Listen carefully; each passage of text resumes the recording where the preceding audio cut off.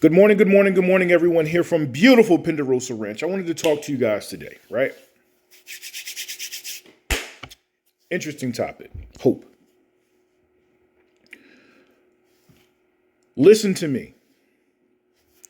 I don't care about hope, and neither should you. You've been told your whole life to wait on God, and I'm telling you, you're waiting for no, don't do that. That's wrong. Essentially, what people are telling you to do is sit down and do nothing so that they can run circles around you, take advantage of you, leaving you sitting there in that same exact spot where they're pacing past you, getting all of the things that you should possibly get, but you're not because you're sitting there being lazy. Waiting on God is being lazy. So here's the reason why hope is bad. Is because in the spirit of Dr. Kinganization of this world, of our black world, we tend to think that we can put one person on the front to do all of the heavy lifting for us and then we can step in and reap the rewards. We think that people who work hard and build businesses or go to, different countries to build things and do things, we think they should be here doing this for us. When I was a kid, I remember hearing black folks give Oprah crap for going to Africa and building schools for kids in Africa.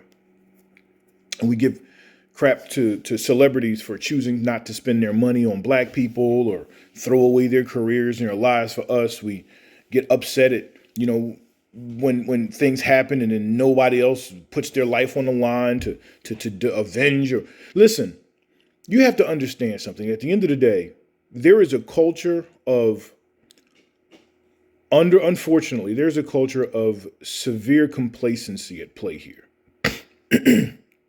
Severe complacency. If you want something, you have to go get it. You have to do something to get it. If you don't, you will not. It is just as simple as that. In the United States of America right now, to think that you could be in poverty or you could be poor here, it is a purposeful act. I'm going to say that one more time. For you to be impoverished here, it is a purposeful act. You have to willingly do it. Does that mean you're always going to have money? Does it mean you're always going to be well off? No. But the interesting thing about this is literally the land of milk and honey. It's the only place in the entire world where opportunity is this vast. Now, it's not perfect, but preaching it or describing this any other way gives people the license to give up. And this is why hope is dangerous.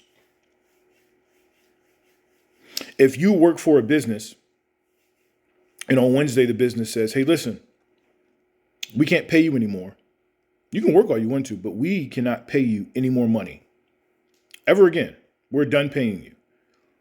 Are you just going to say, well, I'm going to keep working this business and then hopefully one day they'll find it in their heart? No, you're going to say, I guess I need to find a new job. You're going to move. You're going to do something different. You're going to get up.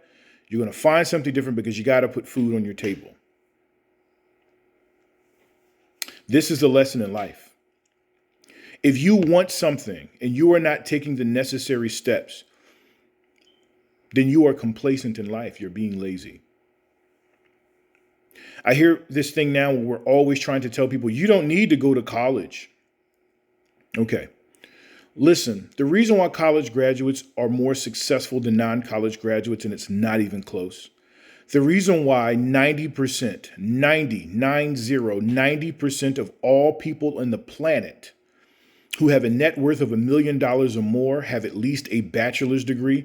The reason why the more degrees you have, the more likely you are to be a millionaire is because the same discipline it takes, the same hard work it takes, the same dedication it takes, the same internal fortitude, the same what psychologists call grit, that same thing that it takes in order to get through that period of something that you don't want to do consistently every day for years and years and years on end is the same exact ethic it takes to be a millionaire. It takes to be higher middle class. It takes to be successful. It takes to be a good parent. It takes to be a good spouse. It takes to be a good partner, a good friend, so on and so forth.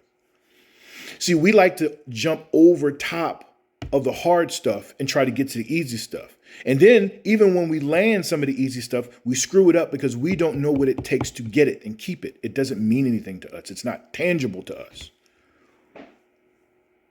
And the fact is I have never met anyone in my entire life who had that mindset who stayed successful. Not one. I've never met anyone who liked to cut corners who stayed successful. They're always miserable.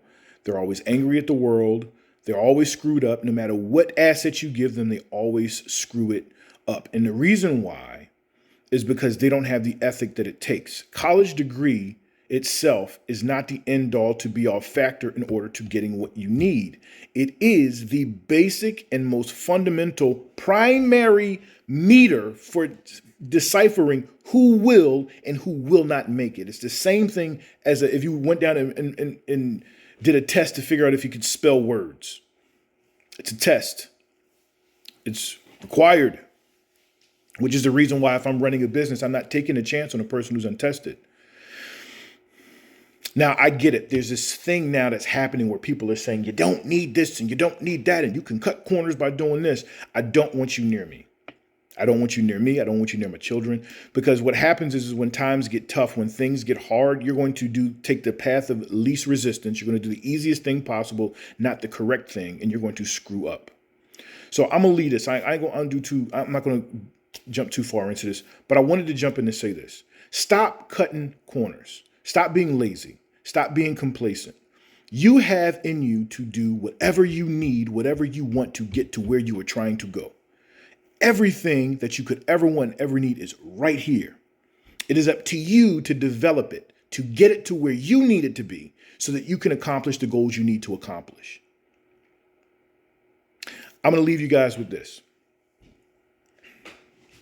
There is nothing in your path that cannot be overcame. I don't care what age you are. I don't care what educational background, where you come from, what language barrier, what learning disability. There is nothing that can stop you from accomplishing your goals. Nothing. And the reason why that's important is because you need to understand that the world around you is wrapping paper. It'll change with the seasons. But the gift is what is inside. Y'all take that, y'all.